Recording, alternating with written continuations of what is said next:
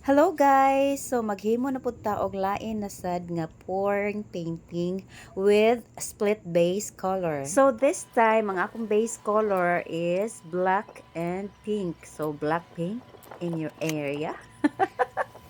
Naka-decide ay ko nga mag voice over na lang kay since magsige ko gamit og mga music ay magsige man pud siya ka copyright. Walay choice ang inyong iyaan, mag voice over na lang ta.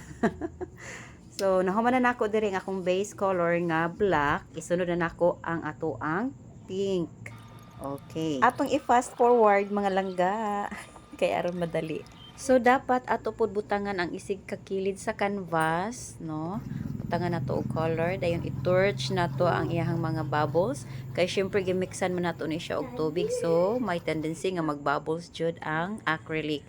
Ibutang na sad nato diri ang ato ang napili nga mga color, which is ang purple mo akong giuna.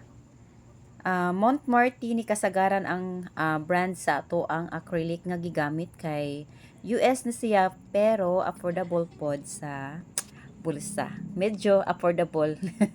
So gisunod na nako ang titanium white.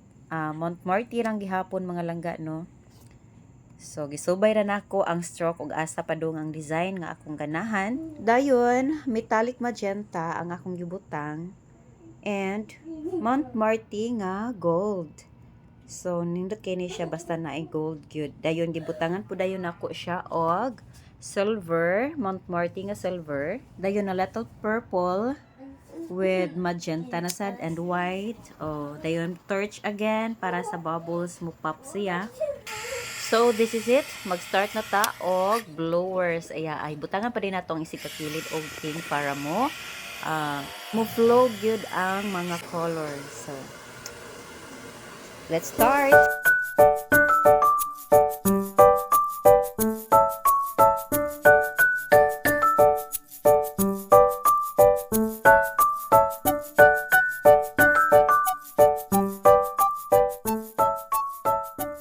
So, this is it. Mao na ni ang ato ang another collection sa ato ang pour painting split base color. So, what do you think? Para sa ko amurag 60-50. So, unsay inyo ikasulti aning atong painting? Pwede ra kaayo mo comment down below or PM.